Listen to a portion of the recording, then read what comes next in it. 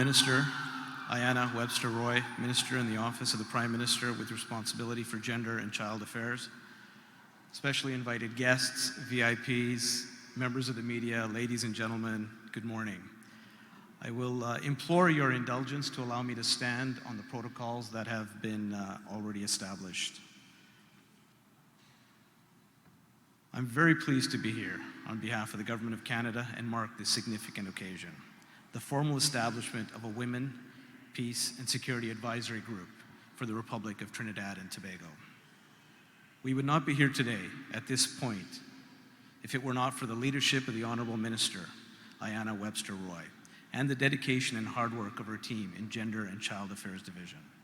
In addition, I'd also like to recognize the support and dedication of the Honourable Minister Hines and his team in accomplishing this important milestone.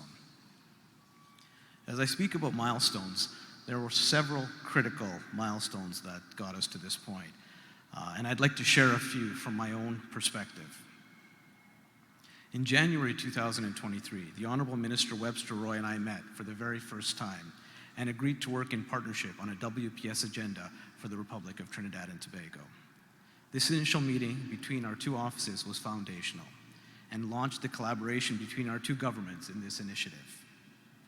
Subsequently, the Canadian High Commission engaged a Canadian W.P.S expert, whom many of you know, Ms. Margaret Jenkins, to support the process and provide technical capacity. In May, both Ministers Webster Roy and Hines participated in the W.P.S Focal Points meeting in Washington, where they heard about how governments and security forces around the world are partnering with civil society and implementing national action plans on W.P.S to address crime and insecurity in a comprehensive and lasting way. Following this, in June of 2023, in partnership with UN Women, the High Commission of Canada and the Trinidad and Tobago Gender Affairs team delivered a national workshop on W.P.S, which was a critical component in hearing from peace and security stakeholders in the country. The workshop helped identify the key opportunities and challenges that a national action plan would help address, as well as identified key recommendations on a way forward, including the establishment of an advisory group to provide guidance on the development of a W.P.S Action Plan. I must commend the Republic of Trinidad and Tobago for moving so swiftly in implementing the workshop recommendations and establishing a Cabinet-endorsed advisory group. This undoubtedly will pave the way for other countries in the region to advance their own W.P.S action plans. We all are very aware of the security challenges confronting Trinidad and Tobago and the region. Canada is a key partner in helping Trinbagonian authorities to address these challenges. In addition to supporting the W.P.S Initiative, Canada has for many years, and in fact decades, worked and continues to work alongside key security actors and institutions, including the police service, the Defense Force, Coast Guard, and prison services, to help build capacity in the institutions to address crime and insecurity. In all our engagements, we seek to ensure that a gender-based analysis, or GBA plus, lens is applied.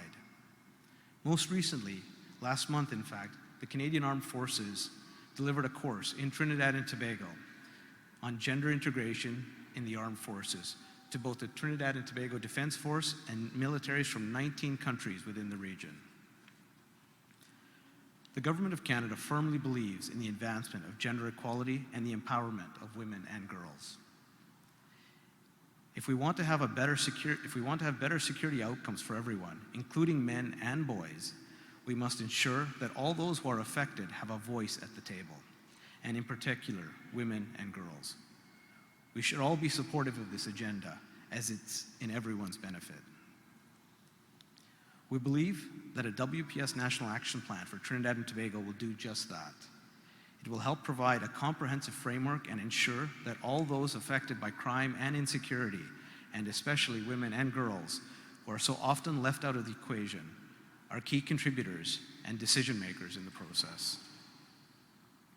I'd like to congratulate the advisory group members for being selected to lead this process. You all have significant experience that will greatly contribute to the development of a comprehensive national action plan. And Minister, the Government of Canada, myself personally, and my team at the High Commission are committed to continuing to work with you in 2024 as you stand up the advisory group and begin the work to develop a national action plan. We look forward to supporting you and contributing to shaping a safer and more secure Trinidad and Tobago and broader hemisphere. Thank you very much.